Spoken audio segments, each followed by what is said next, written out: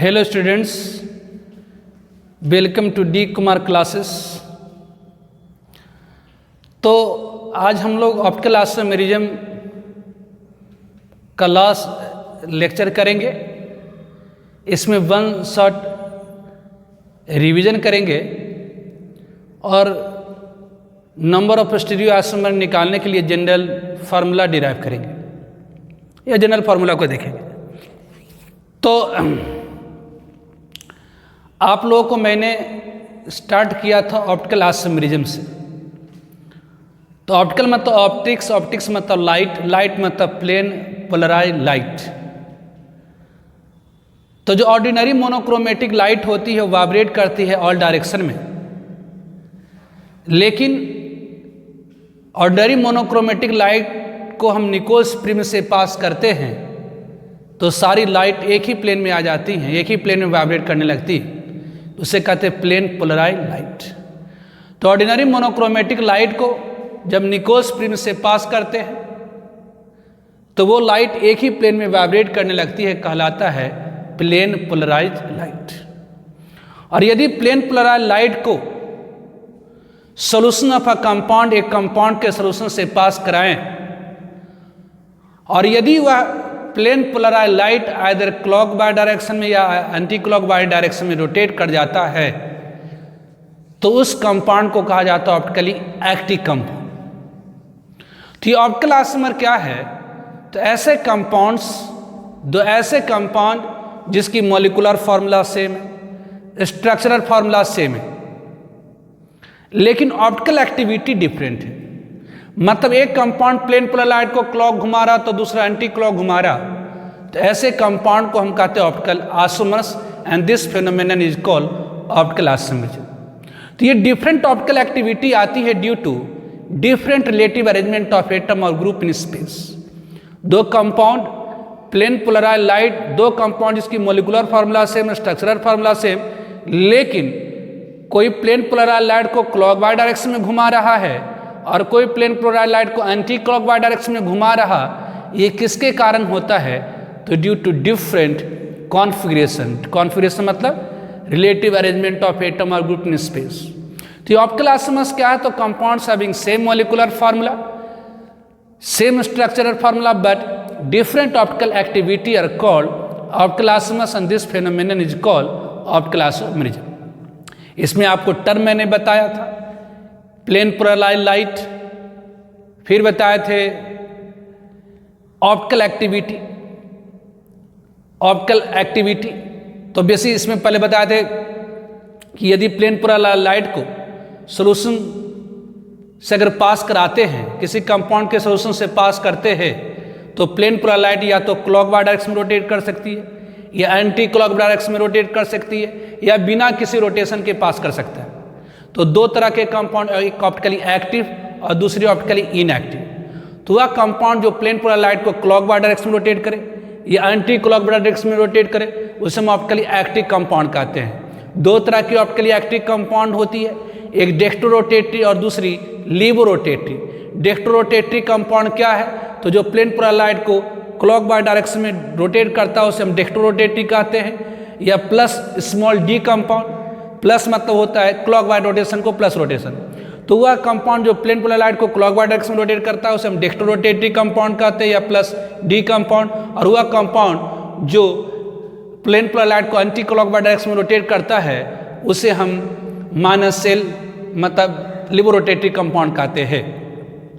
और वह कंपाउंड जो प्लेन पोलराइज को ना तो क्लॉकवाइज डायरेक्शन में रोटेट करे ना तो एंटी क्लॉकवाइज डायरेक्शन में रोटेट करता है उसे हम ऑप्टिकली इनएक्टिव कंपाउंड कहते हैं। इसमें आपको मैंने बताया था ऑब्जर्व रोटेशन। ये ऑब्जर्व रोटेशन क्या होती है? तो angle in degree rotated bye, angle in degree rotated bye a compound, a compound place in polarimeter. एक कंपाउंड जो पोलरीमीटर में रखा हुआ है वह प्लेन पोलराइज लाइट को जितनी एंगल रोटेट करता है वह उसकी ऑब्जर्व रोटेशन कहलाती है। ऑब्जर्व रोटेशन क्या है? तो किसी कंपाउंड का सॉल्यूशन बना करके आप पोलरीमीटर में डाल दीजिए, वह जितना एंगल रोटेट करेगा वह उसकी क्या कहलाती है? तो ऑब्जर्व रोटेशन कहलाती है। ये फिर बताते हैं स्पेसिफिक रोटेशन क्या होता है? तो स्पेसिफिक रोटेशन क्या होता है, तो किसी कंपाउंड का सोल्यूशन बनाइए, कितना, तो 1 ग्राम पर मिलीलीटर उसे प्लेस कर दिए एक ऐसे टेस्ट ट्यूब में जिसकी लेंथ 1 डेसीमीटर है। तो स्पेसिफिक रोटेशन क्या है, तो स्पेसिफिक रोटेशन क्या है, तो rotation in angle, rotation in degree rotated by a compound of concentration 1 gram पर millilitre kept in a test tube of length 1 decimetre. मतलब यदि कंपाउंड की कॉन्सेंट्रेशन 1 ग्राम पर मिलीलीटर लिया जाए और टेस्ट ट्यूब की लंबाई 1 डेसीमीटर ली जाए, तो जितनी रोटेशन आएगी उसे हम क्या कहते हैं, स्पेसिफिक रोटेशन कहते हैं। जिसमें फॉर्मूला भी डिराइव करके मैंने आपको बताया था कि जो स्पेसिफिक रोटेशन होती है इक्वल होती है observe rotation upon concentration in gram per metre into length of the test tube in decimetre. Obviously detail के लिए आप video lecture number 1, video lecture number 2 को आप देख सकते हैं। फिर theoretical analysis of optical isomerism शुरू किए थे। तो थ्योरेटिकली ऐसी मॉलिक्यूल जो डायसिमेट्रिक होती है वह ऑप्टिकली एक्टिव होती है। तो डायसिमेट्रिक मॉलिक्यूल मतलब एक ऐसी मॉलिक्यूल जिसमें प्लेन ऑफ सिमेट्री और सेंटर ऑफ सिमेट्री एब्सेंट होती है। प्लेन ऑफ सिमेट्री और सेंटर ऑफ सिमेट्री एब्सेंट होती है, वो क्या करता है, तो प्लेन पोलैरिटी को घुमाता है, मतलब ऑप्टिकली एक्टिव होगा। या एक ऐसी मॉलिक्यूल जिसमें कारल कार्बन है और प्लेन ऑफ सिमेट्री नहीं है, वो ऑप्टिकली एक्टिव होता है। तो इसके लिए टर्म आपको मैंने बताना शुरू किया था। पहला कारल कार्बन। कारल कार्बन क्या है, तो sp3 hybrid carbon. sp3 hybrid carbon, sp3 hybrid carbon have 4 different substituent. मतलब एक ऐसी कार्बन जिससे 4 सिंगल बॉन्ड से सब्स्टिट्यूएंट अटैच्ड है, लेकिन चारों का चारों डिफरेंट हो, उसे हम कारल कार्बन और एसिमेट्रिक कार्बन कहते हैं। इस पर डिफरेंट एग्जाम्पल्स आपको मैंने बताया था।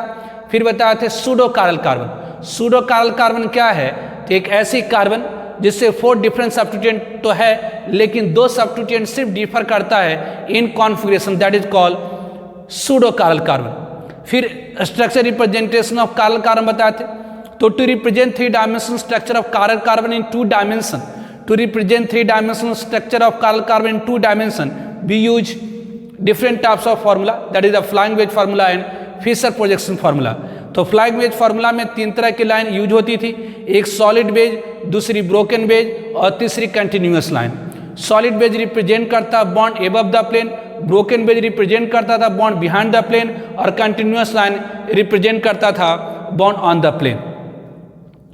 ऑब्वियसली ध्यान रखना है कि यदि किसी कॉन्फ़िगरेशन को 180 डिग्री से हम रोटेट कर देते हैं तो जो कॉन्फ़िगरेशन होती है अनअल्टर्ड रहती है, और 180 डिग्री रोटेशन इक्विवेलेंट होता है to exchange about same chiral carbon atom. याद रखने के लिए बोले थे, यदि किसी कॉन्फ़िगरेशन को 180 डिग्री से रोटेट कर देते हैं तो कॉन्फ़िगरेशन अनअल्टर्ड होता है और 180 डिग्री रोटेशन इक्विवेलेंट होती है to exchange of group about same chiral carbon atom. फिर बताए थे फिशर प्रोजेक्शन फार्मूला या cross representation. Fischer projection formula और क्रॉस रिप्रेजेंटेशन। तो फिशर प्रोजेक्शन फार्मूला में आपको मैंने बताया था कि 2 तरह की लाइन यूज होती है, एक कंटिन्यूअस हॉरिजॉन्टल लाइन, एक continuous vertical line. Continuous horizontal line represent करता है बॉन्ड अबव द प्लेन और टुवर्ड द ऑब्जर्वर, और वर्टिकल लाइन रिप्रेजेंट करता है बॉन्ड बिहाइंड द प्लेन और अवे फ्रॉम ऑब्जर्वर। फिर इसी में आगे आपको मैंने बताया था RNS नोमेनक्लेचर। तो मैंने बताया था एक कारल कार्बन से जो 4 डिफरेंट सब्स्टिट्यूएंट अटैच्ड होता उसे स्पेस में हम 2 तरह से अरेंज कर सकते हैं, एक कहलाता R कॉन्फ़िगरेशन और दूसरी कहलाती है S कॉन्फ़िगरेशन। तो R और S नोमेनक्लेचर करने के लिए हम लोग क्या करते थे, तो RNS nomenclature of chiral carbon करने के लिए we first assign priority to different atom और ग्रुप, और प्रायोरिटी के लिए यूज करते थे रूल, शिफ्ट रूल। तो प्रायोरिटी कैसे डिसाइड करते थे, तो एक ऐसी एटम जिसकी एटॉमिक नंबर ज़्यादा होती है उसकी प्रायोरिटी ज़्यादा होती थी। यदि सेम एटॉमिक नंबर हो गया तो एटॉमिक मास देखेंगे। अगर फर्स्ट एटम से प्रायोरिटी डिसाइड नहीं हुई तो सेकेंड, थर्ड, फोर्थ एंड इसी तरह से चलते जाते तब तक जाते प्रायोरिटी डिसाइड नहीं होती है। ऑब्वियसली अगर कहीं पर मल्टीपल बॉन्ड मिल जाता था तो प्रायोरिटी डिसाइड करने के लिए मल्टीपल बॉन्ड को इमेजिनरी सिंगल कोवलेंट बॉन्ड मान लेते थे। तो किसी भी कारल कार्बन एटम की कॉन्फ़िगरेशन R टाइप की है कि S टाइप की, अगर ये डिसाइड करना है तो कारल कार्बन से जो 4 डिफरेंट सब्स्टिट्यूएंट अटैच्ड है उसे हम प्रायोरिटी देते हैं, और जो लोएस्ट प्रायोरिटी वाली सब्स्टिट्यूएंट होती है उसे हम बिहाइंड द प्लेन रखते हैं। मतलब अगर फ्लाइंग वेज फार्मूला दिया हुआ है तो ब्रोकन वेज पर रखना है, या फिशर प्रोजेक्शन फार्मूला दिया हुआ है तो उसे हम वर्टिकल लाइन पर रखते हैं by making even number of exchange. फिर रोटेशन करते हैं, first priority to second to third. यदि रोटेशन क्लॉकवाइज होती है तो कॉन्फिगरेशन आर टाइप का लाता है, और यदि रोटेशन एंटी क्लॉक होती है तो कॉन्फिगरेशन एस टाइप का होता था। इसे आपको डिटेल में मैंने प्रीवियस लेक्चर में बताया, जिनका छूटा वो आप कर सकते हैं। ये पूरा कंप्लीट आरएस नोमेनक्लेचर एक पूरा वीडियो लेक्चर है, उसको आप जाकर के देख लीजिए अगर किन्हीं का छूटा है तो। फिर आपको मैंने बताया था एलिमेंट ऑफ सिमेट्री, फिर आपको मैंने बताया था एलिमेंट ऑफ सिमेट्री। पहले आपको बताया था मैंने मिरर इमेज, तो आपसे बताया था कि आर कॉन्फिगरेशन की मिरर इमेज एस टाइप की होती है। Super impossible, non superimposable mirror image, दो ऐसे मिरर इमेज जो एक दूसरे के ऊपर रखने पर कंप्लीटली कवर कर लेता है उसे हम कहते हैं सुपर इम्पॉसिबल मिरर इमेज, और दो ऐसे मिरर इमेज जिसे एक दूसरे के ऊपर रखने के बाद कंप्लीटली कवर नहीं करता उसे हम कहते हैं non superimposable mirror image. फिर मैंने आपको बताया था एलिमेंट ऑफ सिमेट्री मतलब type of symmetry, that is the plane of symmetry, centre of symmetry and axis symmetry. तो प्लेन ऑफ सिमेट्री क्या है? तो एक इमेजिनरी प्लेन जो मॉलिक्यूल को 2 इक्वल हाफ में बाइसेक्ट करता है इस तरह से ताकि 1 हाफ दूसरे हाफ का मिरर इमेज हो, that is called plane of symmetry. उससे हम लोग कहते हैं प्लेन ऑफ सिमेट्री। ऑब्वियसली इसका प्लेन ऑफ सिमेट्री देखने पता करने के लिए आपको मैंने डिफरेंट एग्जाम्पल्स आपको बताया था। पूरा प्लेन ऑफ सिमेट्री का एक पूरा वीडियो लेक्चर ही होगा, अगर किसी का छोटा है तो वो वीडियो लेक्चर आप देख सकते हैं। फिर आपको मैंने बताया था plane of symmetry in cumene system, plane of symmetry in obviously biphenyl, इसे बताया था आपको। फिर बताए थे centre of symmetry. Centre of symmetry क्या था? Centre of symmetry in molecule is said to exist, किसी मॉलिक्यूल में सेंटर ऑफ सिमेट्री होती है यदि किसी पॉइंट से किसी एटम और ग्रुप तक एक लाइन को ड्रॉ करते हैं और उसी लाइन को अपोजिट डायरेक्शन में उतना ही डिस्टेंस एक्सटेंड करते हैं अपोजिट डायरेक्शन में, तो यदि सेम एटम और ग्रुप मिल जाता तो कहलाता सेंटर ऑफ सिमेट्री। तो centre of symmetry in a molecule is said to be exist. एक मॉलिक्यूल में सेंटर ऑफ सिमेट्री होती है यदि एक इमेजिनरी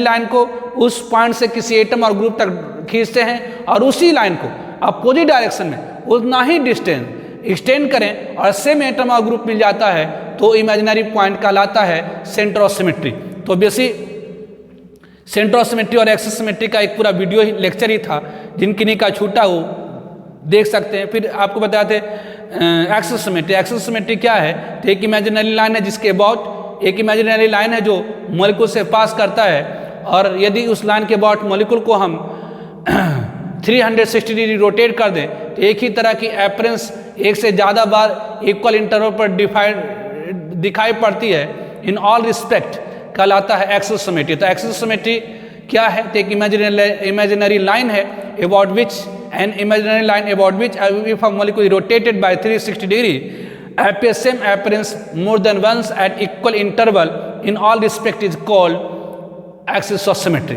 तो centre of symmetry axis of symmetry का एक अलग पूरा वीडियो लेक्चर है, अगर किन्हीं का छोटा है तो आप देख सकते हैं।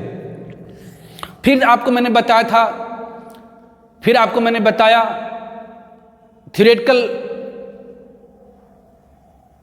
बताया theoretical condition for optical isomerism. तो थ्योरेटिकली डायसिमेट्रिक मॉलिक्यूल ऑप्टिकली एक्टिव होती है। डायसिमेट्रिक मतलब एक ऐसी मॉलिक्यूल जिसमें प्लेन ऑफ सिमेट्री और सेंटर ऑफ सिमेट्री नहीं हो।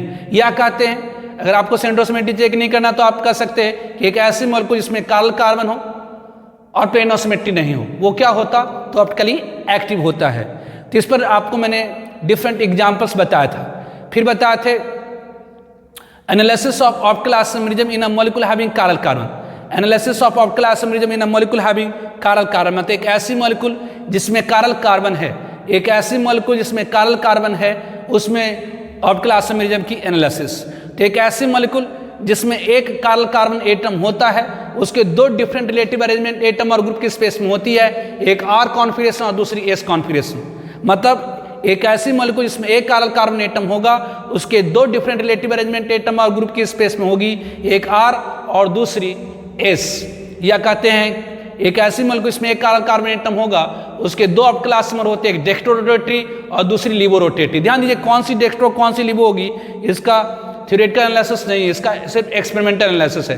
फिर इसमें बताया था एक ऐसी मॉलिक्यूल जिसमें दो डिसिमिलर कार्बन एटम होता है, उसका 4 ऑप्टिकल आइसोमर होता है, और एक ऐसी मॉलिक्यूल जिसमें दो सिमिलर कार्बन होता है, उसके 3 ऑप्टिकल आइसोमर होते हैं। ठीक है, पिछले वीडियोज में ये सब मैंने बताया था आपको। फिर एक ऐसी मॉलिक्यूल जिसमें ज्योमेट्रिकल सेंटर और एक कार्बन एटम होगा, तो उसमें बताया था 2 × 2 हो गया था 4। एक ऐसी मॉलिक्यूल जिसमें ज्योमेट्रिकल सेंटर और 2 डिसिमिलर कार्बन था, तो उसमें ऑब्वियसली 8 हो गया था।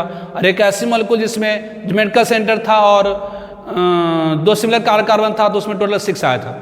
तो इतना तक आपको मैंने बताया। डिटेल के लिए आप ऑब्वियसली इन सारे चीज़ों में अगर किन्हीं को छूटा है तो पीछे के वीडियोज में जा करके देख लीजिए। ठीक है, अभी हम लोग डिस्कस करेंगे general formula to calculate number of general formula, general formula to calculate number of stereoisomer, to calculate number of stereoisomer, general formula to calculate number of stereoisomers in a molecule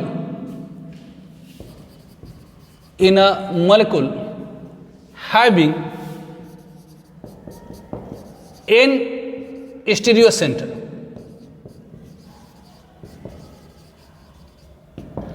तो general formula to calculate number of stereoisomer in a molecule having n stereo centre, ऐसी molecule जिसमें n stereo centre है उसमें number of stereoisomer निकालने का general formula. तो stereo centre क्या होता है? तो स्टीरियो मतलब होता है स्पेस, ये स्टीरियो सेंटर क्या है? तो स्टीरियो सेंटर मतलब स्टीरियो सेंटर मतलब जहां पर स्टीरियो आइसोमेरिज्म हो। स्टीरियो सेंटर क्या है? तो पहले तो स्टीरियो सेंटर समझ लीजिए क्या है। तो स्टीरियो सेंटर मतलब जहां पर स्टीरियो आइसोमेरिज्म हो, मतलब जहां पर दो डिफरेंट रिलेटिव अरेंजमेंट एटम और ग्रुप की स्पेस में हो सकती है। तो स्टीरियो सेंटर दो तरह का होगा, एक होगा आपका ज्योमेट्रिकल सेंटर, एक आपका होगा ज्योमेट्रिकल सेंटर, और दूसरा आप कह सकते हैं कारल सेंटर या ऑप्टिकल सेंटर कह सकते हैं। कारल सेंटर और ऑप्टिकल सेंटर कह सकते हैं, कारल सेंटर और जहां पर ऑप्टिकल आइसोमेरिज्म हो।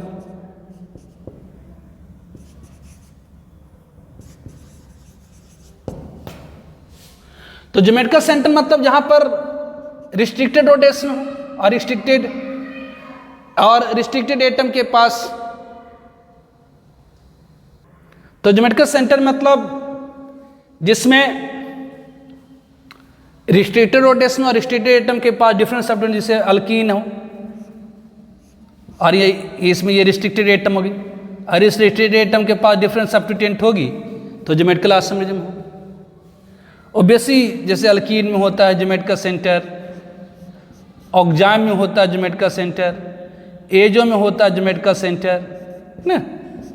ऑब्वियसली साइक्लोअल्केन में होता है ज्योमेट्रिकल सेंटर, साइक्लोअल्केन में होता है ज्योमेट्रिकल सेंटर। साइक्लोअल्कीन जिसमें कार्बन एटम की संख्या 8 से ज़्यादा होती है उसमें होता है ज्योमेट्रिकल सेंटर। तो स्टीरियो सेंटर मतलब जहाँ पर दो डिफरेंट रिलेटिव अरेंजमेंट एटम और ग्रुप की स्पेस में हो सकती है। तो इसमें दो तरह का होता है, एक आपकी ज्योमेट्रिकल सेंटर होगी और दूसरी आपकी कारल सेंटर और ऑप्टिकल सेंटर होगी। तो स्टीरियो सेंटर दो तरह की, एक ज्योमेट्रिकल सेंटर और दूसरा कारल सेंटर या ऑप्टिकल सेंटर। कारल सेंटर मतलब जहां पर कारल कार्बन होगा, कारल कार्बन हो, या कि एक ही और भी डिफरेंट होता है। नॉन कारल सेंटर भी होता है। नॉन कारल मतलब कारल कार्बन नहीं हो लेकिन जिसमें प्लेन ऑफ सिमेट्री और सेंटर ऑफ सिमेट्री नहीं हो, वो भी क्या होता है? तो ऑप्टिकल सेंटर होता है। तो कारल कार्बन वाला भी होता है कारल सेंटर मतलब जहां पर कारल कार्बन हो, या कारल कार्बन नहीं है तो यदि कहीं पर प्लेन ऑफ सिमेट्री और सेंटर ऑफ सिमेट्री दोनों एब्सेंट है तो वो भी क्या कहलाता है, ऑप्टिकल सेंटर। तो ऑप्टिकल सेंटर कौन सा होता है, तो जहां पर कारल कार्बन है अथवा जहां पर प्लेन ऑफ सिमेट्री और सेंटर ऑफ सिमेट्री नहीं है। मतलब कारल सेंटर या ऑप्टिकल सेंटर मतलब जहां पर प्लेन ऑफ सिमेट्री और सेंटर ऑफ सिमेट्री नहीं है। तो स्टीरियो सेंटर मतलब, स्टीरियो मतलब हुआ स्पेस, मतलब एक ऐसी पोजीशन जहां पर दो डिफरेंट रिलेटिव अरेंजमेंट एटम और ग्रुप के स्पेस में हो सकती है। तो स्टीरियो सेंटर दो तरह का, एक ज्योमेट्रिकल सेंटर और दूसरा कारल सेंटर या कि ऑप्टिकल सेंटर। तो ज्योमेट्रिकल सेंटर मतलब जहां पर ज्योमेट्रिकल आइसोमरिज्म होगी, जैसे अल्कीन में होती है, ऑक्जाइम में होती है, एजो में होती है, साइक्लोअल्केन में होता, साइक्लोअल्केन जिसमें 8 से ज़्यादा कार्बन होता है। और कारल सेंटर या ऑप्टिकल सेंटर जहां पर कारल कार्बन हो, या जहां पर कारल कार्बन हो, या जहां पर कारल कार्बन हो, या जहां पर कारल कार्बन हो, या प्लेन ऑफ सिमेट्री और सेंटर ऑफ सिमेट्री एब्सेंट हो, वो कहलाता है ऑप्टिकल सेंटर। ठीक है, तो ये हो गया आपका स्टीरियो सेंटर। तो ये general formula to calculate number of stereo isomer in a molecule having N stereo centre. Stereo centre मतलब क्या हुआ, geometrical centre and optical centre. Geometrical centre मतलब जहां पर ज्योमेट्रिकल आइसोमरिज्म होगी, और ऑप्टिकल सेंटर मतलब जहां पर ऑप्टिकल आइसोमरिज्म होगी, मतलब जहां पर प्लेन ऑफ सिमेट्री और सेंटर ऑफ सिमेट्री नहीं होगी। ठीक है, तो ज्योमेट्रिकल सेंटर मतलब हो गया क्या, जहां पर ज्योमेट्रिकल आइसोमरिज्म होगी, मतलब रिस्ट्रिक्टेड रोटेशन होगी और रिस्ट्रिक्टेड एटम के पास डिफरेंट सब्स्टिट्यूएंट होगी। तो ज्योमेट्रिकल सेंटर मतलब जहां पर रिस्ट्रिक्टेड रोटेशन होगी और रिस्ट्रिक्टेड एटम के पास डिफरेंट सब्स्टिट्यूएंट होगी, जैसे अल्कीन हो गया, ऑक्जाइम हो गया, एजो हो गया, साइक्लोअल्केन हो गया, ऑब्वियसली साइक्लोअल्केन जिसमें 8 से ज़्यादा कार्बन हुआ, इन सारे में पॉसिबिलिटी होती है किस चीज़ की, तो ज्योमेट्रिकल सेंटर होने की। और ऑप्टिकल सेंटर मतलब जहां पर plane of symmetry centre of symmetry नहीं हो, मतलब कारल कार्बन हो, कारल कार्बन हो, या जहां पर plane of symmetry centre of symmetry नहीं हो।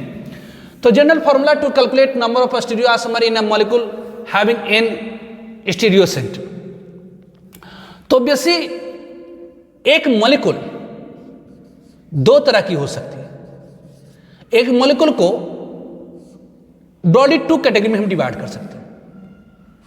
एक मॉलिक्यूल को ब्रॉडली 2 कैटेगरी में, एक हुआ अनसिमेट्रिकल मॉलिक्यूल, एक क्या है, एक अनसिमेट्रिकल मॉलिक्यूल, एक होती अनसिमेट्रिकल मॉलिक्यूल, एक अनसिमेट्रिकल मॉलिक्यूल और दूसरी सिमेट्रिकल मॉलिक्यूल। एक अनसिमेट्रिकल मॉलिक्यूल और दूसरी सिमेट्रिकल मॉलिक्यूल और दूसरी सिमेट्रिकल मॉलिक्यूल। तो एक मॉलिक्यूल को हम 2 कैटेगरी में डिवाइड कर सकते हैं, एक अनसिमेट्रिकल मॉलिक्यूल और दूसरी सिमेट्रिकल मॉलिक्यूल। ये अनसिमेट्रिकल मॉलिक्यूल क्या होती है, ये अनसिमेट्रिकल मॉलिक्यूल क्या होती है, एक ऐसी मॉलिक्यूल जिसके दोनों एंड से अगर हम इंटर करें, एक ऐसी मॉलिक्यूल जिसके दोनों एंड से अगर हम इंटर करें तो सब कुछ सेम मिलने लगे। फर्स्ट इधर से पहली बार जो एटम मिले वही अभी पहली बार वही मिले, फिर वही मिले, फिर वही मिले, फिर वही मिले, फिर वही मिले, फिर वही मिले, फिर वही मिले, फिर वही मिले, फिर वही मिले, जिसे हम कहेंगे सिमेट्रिकल मॉलिक्यूल। लेकिन अगर किसी मॉलिक्यूल में 2 एंड से हम इंटर करें, यदि हम किसी मॉलिक्यूल में 2 एंड से इंटर करें और सब कुछ सेम नहीं मिले तो ऐसे मॉलिक्यूल को हम क्या कहेंगे, अनसिमेट्रिकल मॉलिक्यूल कहेंगे। तो एक अनसिमेट्रिकल मॉलिक्यूल और दूसरी सिमेट्रिकल मॉलिक्यूल। तो अनसिमेट्रिकल अगर मॉलिक्यूल है और उसमें अगर स्टीरियो सेंटर की संख्या n है, स्टीरियो सेंटर समझ गए आप, मतलब जहां पर ज्योमेट्रिकल आइसोमरिज्म हो सकती है, मतलब जहां रिस्ट्रिक्टेड रोटेशन और रिस्ट्रिक्टेड एटम के पास डिफरेंट सब्स्टिट्यूएंट हो, और या ऑप्टिकल सेंटर मतलब जहां पर कारल कार्बन हो या कि प्लेन ऑफ सिमेट्री और सेंटर ऑफ सिमेट्री एब्सेंट हो। तो स्टीरियो सेंटर मतलब एक ज्योमेट्रिकल सेंटर होगी, एक ऑप्टिकल सेंटर होगी, एक ज्योमेट्रिकल सेंटर होगी, एक ऑप्टिकल सेंटर होगी, कुल मिलाकर अगर n है। तो एक मॉलिक्यूल को 2 कैटेगरी में डिवाइड कर सकते हैं, एक अनसिमेट्रिकल मॉलिक्यूल और दूसरी सिमेट्रिकल मॉलिक्यूल। तो अनसिमेट्रिकल मॉलिक्यूल है और उसमें अगर स्टीरियो सेंटर की संख्या n है तो total number of stereo isomer इसमें जो होती है, परम्यूटेशन कॉम्बिनेशन श्रृंखला का फॉर्मूला जस्ट याद रखिए, याद भी नहीं रखिएगा तो कोई प्रॉब्लम नहीं है। Total number of stereo isomer की कुल संख्या कितनी हो जाएगी, तो 2 की पावर n हो जाएगी। ये फॉर्मूला है जी, परम्यूटेशन कॉम्बिनेशन से निकालो। अब जहां पर n आपका स्टीरियो सेंटर मतलब ज्योमेट्रिकल सेंटर और ऑप्टिकल सेंटर। ज्योमेट्रिकल सेंटर मतलब जहां रिस्ट्रिक्टेड रोटेशन हो और रिस्ट्रिक्टेड के बाद डिफरेंस सब्स्टिट्यूटेंट हो, और ऑप्टिकल सेंटर मतलब जहां पर कालर कार्ब होने या कि जहां पर प्लेन ऑफ सिमेट्री और सेंटर ऑफ सिमेट्री एब्सेंट हो। तो ये अगर मॉलिक्यूल अनसिमेट्रिकल है ना, तो total number of stereo isomer 2 the power n, मतलब स्टीरियो सेंटर की संख्या अगर 1 है, अनसिमेट्रिकल मॉलिक्यूल स्टीरियो सेंटर की संख्या 1 तो 2, अगर 2 है तो 2 दूनी 4, 3 है तो 2 दूनी 4 दूनी 8, 4 है तो 2 दूनी 4 दूनी 8 दूनी 16। तो अनसिमेट्रिकल मॉलिक्यूल में अब की कैसे आया, तो सिंपल है जी, अगर एक ज्योमेट्रिकल सेंटर पर या एक ऑप्टिकल सेंटर पर दो different relative arrangement of atom और ग्रुप इन स्पेस होती है, जैसे एक ज्योमेट्रिकल सेंटर पर सिस ट्रांस होता है, या एक ऑप्टिकल सेंटर पर एक आर होता है, दूसरा एस होता है। तो एक ज्योमेट्रिकल सेंटर पर 2, तो 2 ज्योमेट्रिकल सेंटर पर 2 गुना 2 अगर मॉलिक्यूल अनसिमेट्रिकल हो, 3 ज्योमेट्रिकल सेंटर पर तो 2 गुना 2 गुना 2 मतलब 2 दूनी 4 दूनी 8, अगर 4 ज्योमेट्रिकल सेंटर है अनसिमेट्रिकल मॉलिक्यूल तो 2 गुना 2 गुना 2 गुना 2 मतलब 16 हो जाएगा।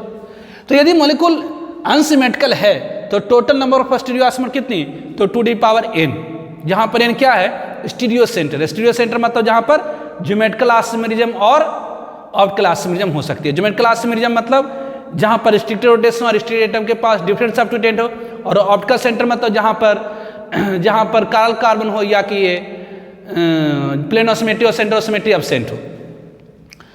तो एक ज्योमेट्रिकल सेंटर पर या एक ऑप्टिकल सेंटर पर दो different relative arrangement of atom और ग्रुप होती है, तो n पर 2 द पावर n अगर मॉलिक्यूल अनसिमेट्रिकल है।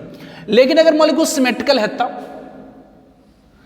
तो सिमेट्रिकल अगर मॉलिक्यूल है तो इसमें 2 केस राइज होती है, ठीक है। अगर मॉलिक्यूल क्या है तो सिमेट्रिकल है तो इसमें 2 केस राइज होती है कि यदि मॉलिक्यूल यदि n इवन है, अब इसमें देखा जाता है कि n इवन है कि ऑड है। n इवन है, n मतलब आप समझ रहे स्टीरियो सेंटर की संख्या, तो यदि n इवन है तो स्टीरियो आइसोमर की जो संख्या होती है, स्टीरियो आइसोमर की जो संख्या होती है वो होती है, अब देखिए सिमेट्रिकल मॉलिक्यूल आने पर आपने पढ़ा था, जैसे आपको मैंने बताया था ना कि जी अगर एक काला कार्बन है तो स्टीरियो आइसोमर की संख्या 2 हो गई थी।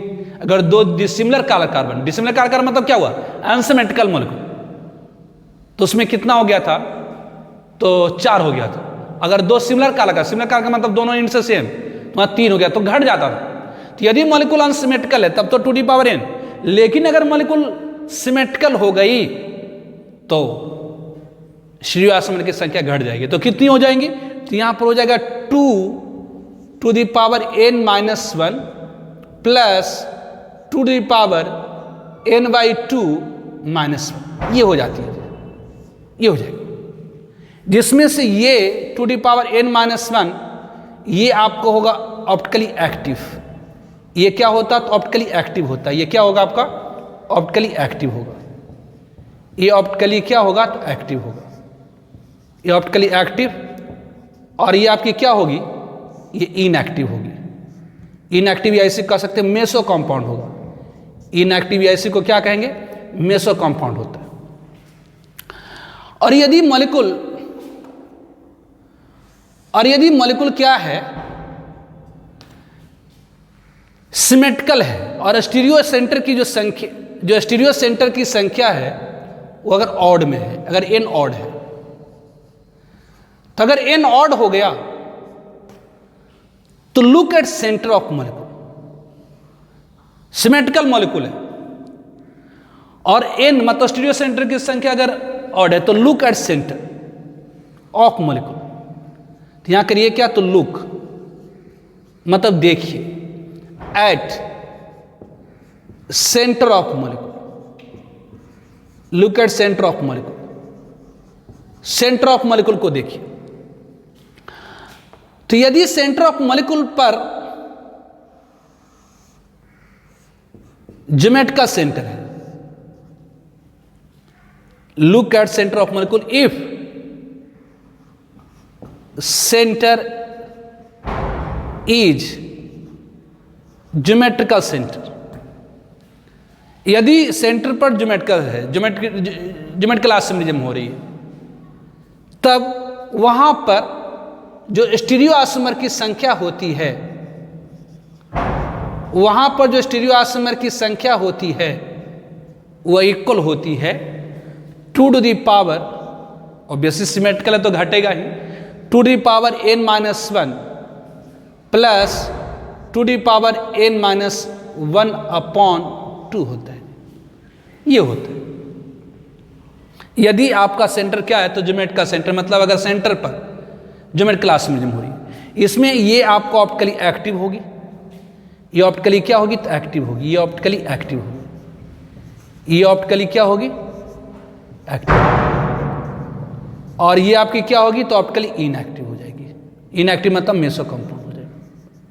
ठीक है, ये ऑलरेडी इतना तक तो बताया था मैंने आपको ज्योमेट्रिकल क्लास में, कि यदि अनसिमेट्रिकल मॉलिक्यूल, इतना तक मैंने ऑलरेडी बताया था, अगर ज्योमेट्रिकल सेंटर है, अगर मॉलिक्यूल अनसिमेट्रिकल है तो total stereo isomer 2 to the power n, अगर मॉलिक्यूल सिमेट्रिकल है तो अगर n इवन है तो ऑब्वियस इवन है, तो इवन नंबर को डिवाइड करने के लिए ना, इवन दो n को 2 से डिवाइड कर देते, ये हो जाता था।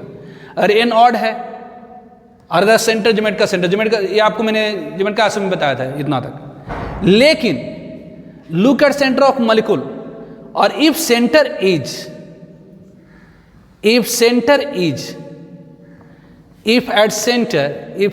of molecule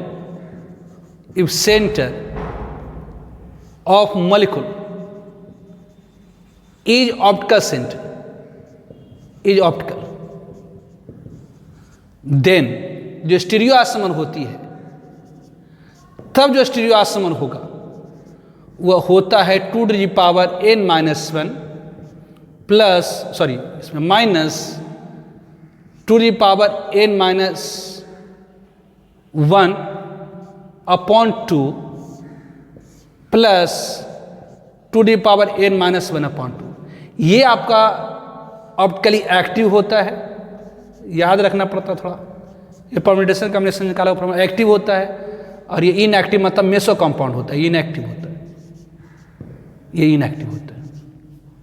ठीक है, मतलब मेसो कंपाउंड। तो ध्यान रखें, जनरल फॉर्मूला है to calculate number of stereo isomer in a molecule having n stereo centre.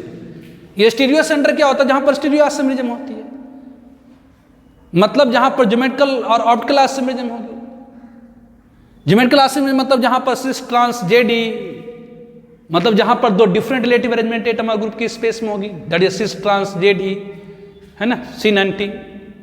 और ऑप्टिकल सेंटर मतलब कारल सेंटर, जहां पर कारल कार्बन हो, या जहां पर प्लेनो सिमेट्री सेंटर और सिमेट्री एब्सेंट हो, वहां पर दो डिफरेंट रिलेटिव अरेंजमेंट एटम और ग्रुप की स्पेस में होगी, एक R दूसरा S कॉन्फ़िगरेशन होगा। तो स्टीरियो सेंटर मतलब एक हुआ ज्योमेट्रिकल सेंटर, जहां पर सिस्टम हो सकता है, जेडी हो सकता है, C90 हो सकता है, और दूसरा हुआ ऑप्टिकल सेंटर या कारल सेंटर, मतलब जहां पर कारल कार्बन एटम, या जहां पर plano symmetry centre of symmetry absent हो। तो ऑब्वियसली कोई मॉलिक्यूल दो तरह की हो सकती है, अनसिमेट्रिकल और दूसरी सिमेट्रिकल।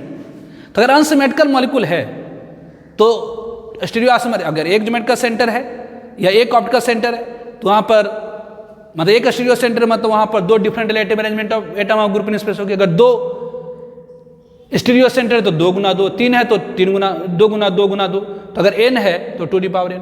लेकिन अगर मॉलिक्यूल सिमेट्रिकल है, 10 इवन है तो simple 2 to the power n-1 plus 2 to the power n/2 -1।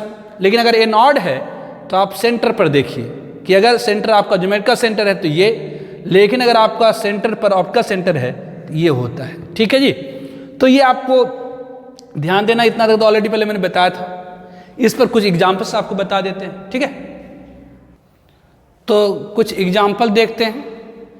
Find total number of stereo isomer of following molecule, करें इन सारे मॉलिक्यूल में total number of stereo isomer बताइए। तो जनरल फार्मूला देखते हैं, स्टीरियो सेंटर की संख्या। तो यहां पर देखिए जी, यहां तो कोई स्टीरियो सेंटर है नहीं। स्टीरियो सेंटर मतलब कारल सेंटर और मतलब ऑप्टिकल सेंटर और ज्योमेट्रिकल सेंटर। ये आपका काल कार्बन है कि कैसे इस कार्बन से एक हाइड्रोजन है, कोई एक CH एक इधर अलग ग्रुप है, तो ये काल कार्बन है, ये आपकी कारल कार्बन है, आपकी कारल कार्बन है, और इस कार्बन से दोनों हाइड्रोजन सेम है तो ये काल कार्बन नहीं है। तो तो यहाँ पर स्टीरियो सेंटर की संख्या कितनी होगी, तो n इक्वल टू 3 होगी। अब देखिए मॉलिक्यूल सिमेट्रिकल है कि अनसिमेट्रिकल है, तो दोनों इंट से अगर इंटर करिए तो इधर से आप इंटर करिएगा तो CH3, इंटर से इंटर करिएगा तो CH2। इसलिए यहां पर इसे अगर यहां पर आपसे पूछा जाए total number of stereo isomer, तो यहां पर स्टीरियो आइसोमर की संख्या कितनी हो जाएगी, तो हो जाएगा 2 टू द पावर, अगर मॉलिक्यूल अनसिमेट्रिकल है तो total number of stereo isomer is equal to 2 the power n, मतलब 2 द पावर 3 मतलब 8 हो जाएगी। अब जरा देखिए यहां पर कितने स्टीरियो सेंटर मतलब कारा सेंटर और ज्योमेट्रिकल सेंटर, तो ये आपका क्या है, तो ये कारल कार्बन है, मतलब ऑप्टिकल सेंटर और ज्योमेट्रिकल सेंटर। और ये आपका क्या है, तो ये ज्योमेट्रिकल सेंटर, ये भी आपका क्या है, ये आपका ज्योमेट्रिकल सेंटर, ये आपका क्या है, तो ये ज्योमेट्रिकल सेंटर। क्यों, क्योंकि यहाँ रिस्ट्रिक्टेड और रेस्ट्रिक्टेड एटम के पास डिफरेंट सब्स्टिट्यूट। और ये आपकी क्या हो गई, तो ये आपकी हो गई क्या, तो कारल कार्बन।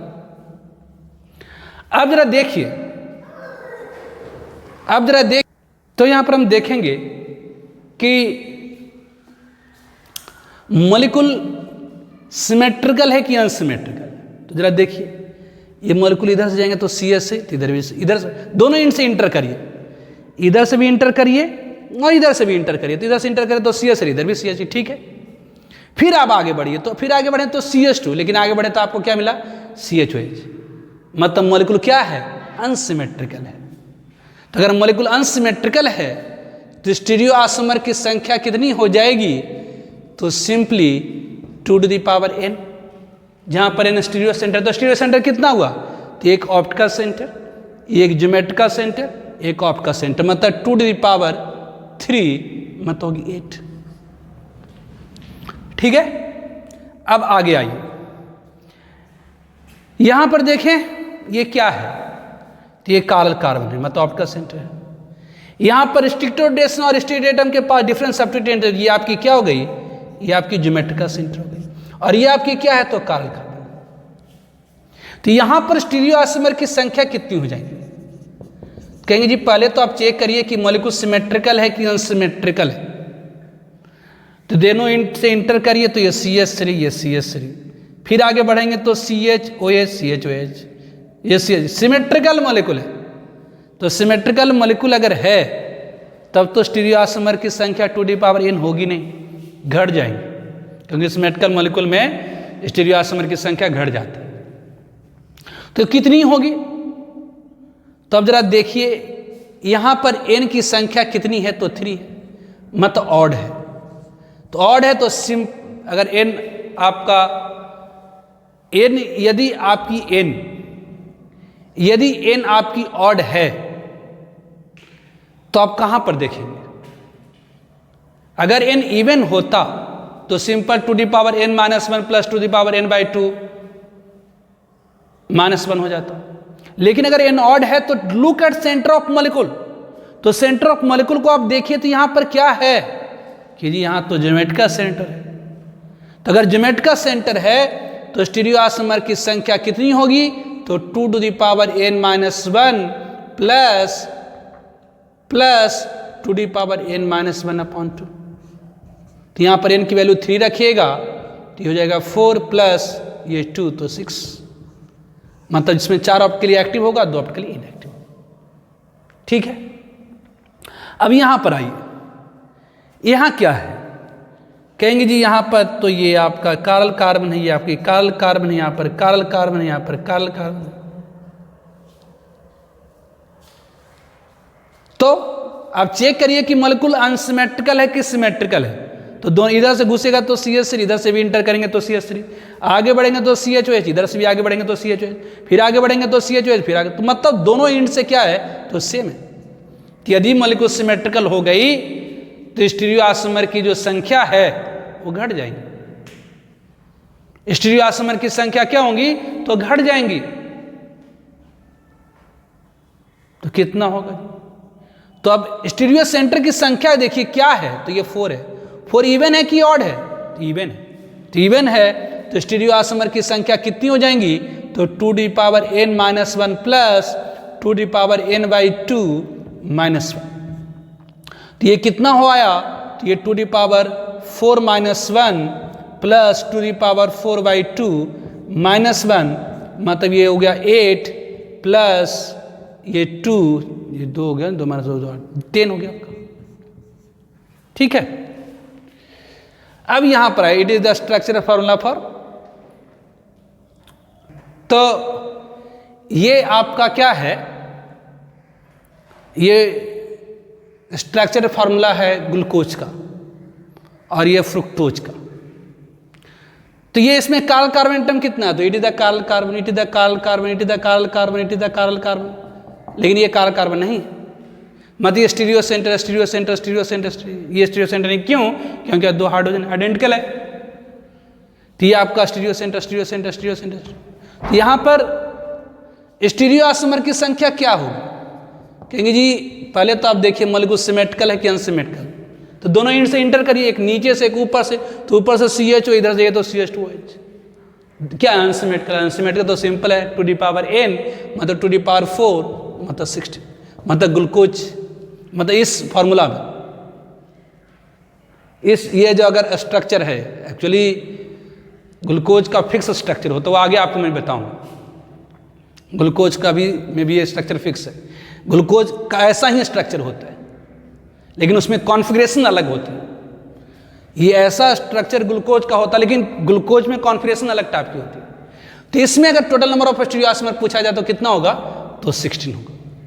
अब यहाँ पर देखिए ये आपका क्या है? तो ये stereo centre stereo centre stereo centre, यहाँ पर होगा नहीं, यहाँ होगा नहीं, यहाँ पर 2 हाइड्रोजन है सेम, तो होगा नहीं। तो मॉलिक्यूल क्या है? कहेंगे जी ये दो, इधर से CH2H तो इधर से भी CH2H, तो फिर आगे बढ़िए तो इधर CHOH, लेकिन इधर क्या मिल गया आपको? CO। तो यहां से गए CH2H, नीचे से गए CH2, लेकिन आगे बढ़े तो CO, लेकिन आगे बढ़े तो यहां CHOH। तो ये दोनों एंड से सिमेट्रिकल मॉलिक्यूल चेक करने के लिए क्या होता है?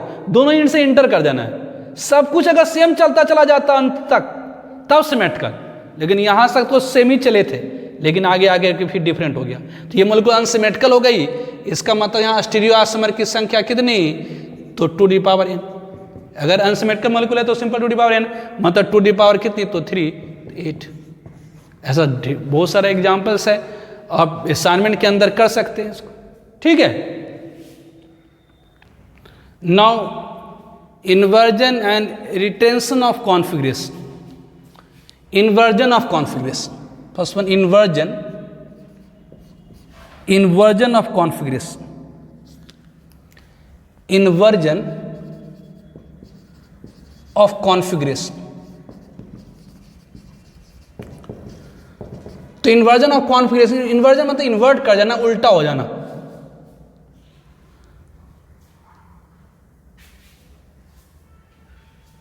तो इन्वर्जन ऑफ कॉन्फ़िगरेशन क्या है?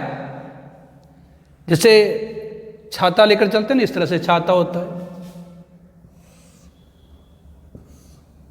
है ना? एक बंदा है अपना छाता लेकर जा रहा है, अब हवा के झोंके से क्या होता है, जो छाता होता वो इस तरह से हो जाता, जिसको क्या कहेंगे? इन्वर्ट हो जाना। इसे कहते हैं इन्वर्जन, उल्टा हो जाना। तो इन्वर्जन ऑफ कॉन्फ़िगरेशन क्या है? तो ड्यूरिंग कोर्स ऑफ रिएक्शन, यदि रिएक्शन के दौरान, during course of reaction, if configuration, during course of reaction, if configuration, during course of reaction, if configuration of chiral carbon get changed is called inversion of configuration, is called inversion of configuration. तो inversion of configuration क्या होती है? तो यदि reaction के दौरान configuration carbon carbon की change हो जाए तो उसे हम कहते हैं इन्वर्जन ऑफ कॉन्फ़िगरेशन। जैसे मान लेते हैं कि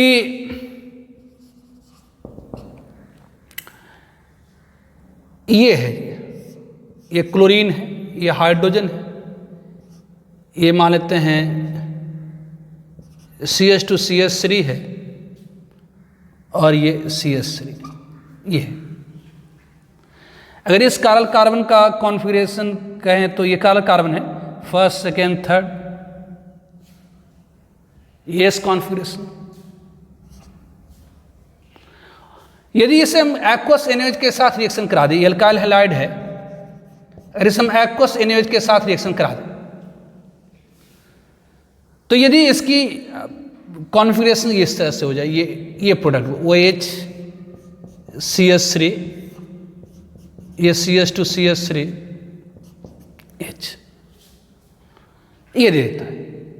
तो ये कार्बन कार्बन की कॉन्फ़िगरेशन S से जब इस एल्काइल हैलाइड को एक्वस NaOH के साथ रिएक्शन कराए तो इसकी कॉन्फ़िगरेशन क्या होती है? फर्स्ट प्रायोरिटी, ये सेकेंड, ये थर्ड, रोटेशन क्लॉकवाइज, मतलब R। मतलब S की कॉन्फ़िगरेशन कैसे? S यहाँ पर कार्बन कार्बन की कॉन्फ़िगरेशन S थी, अब यहाँ पर कार्बन कार्बन की कॉन्फ़िगरेशन R हो गई, तो इस रिएक्शन में जो कॉन्फ़िगरेशन है कार्बन कार्बन की वो चेंज कर गई, जिसे कहेंगे inversion of configuration. It is called inversion of configuration. तो इन्वर्जन के दौरान किसी कार्बन कार्बन की कॉन्फ़िगरेशन चेंज कर जाती है, उसे हम इन्वर्जन ऑफ कॉन्फ़िगरेशन देख कहते हैं। आगे आप पढ़िएगा SN2 reaction, biomolecular nucleophilic substitution reaction में इन्वर्जन ऑफ कॉन्फ़िगरेशन होती है। दूसरा होता है रिटेंशन ऑफ कॉन्फ़िगरेशन। एक होती है रिटेंशन, रिटेन करना, मतलब रिटेंशन ऑफ कॉन्फ़िगरेशन मतलब अपनी कॉन्फ़िगरेशन को बनाए रखना। तो एक होती है retention of configuration, retention of configuration, retention of configuration. तो रिटेंशन ऑफ कॉन्फ़िगरेशन क्या होती है? तो ड्यूरिंग कोर्स ऑफ रिएक्शन, यदि रिएक्शन के दौरान configuration of carbon carbon change नहीं होती है, अनचेंज रहती, तो during course of reaction, if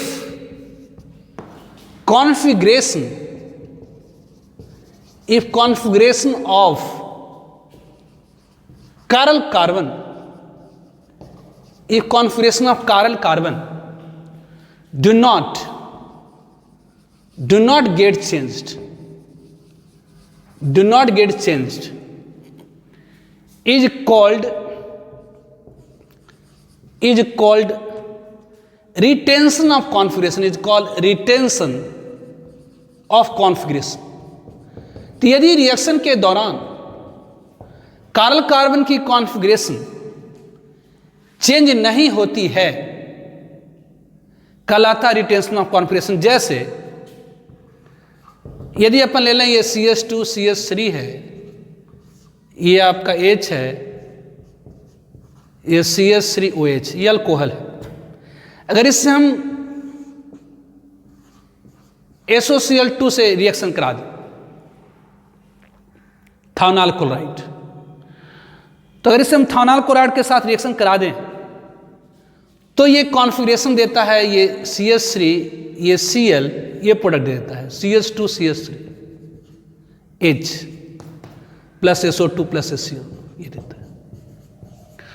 तो यहां पर अगर इस कार्बन कार्बन की कॉन्फ़िगरेशन पूछी जाए तो ये first priority oxygen, RS nomenclature आपने पढ़ा, ये फर्स्ट प्रायोरिटी, ये सेकेंड, ये थर्ड, ये S कॉन्फ़िगरेशन।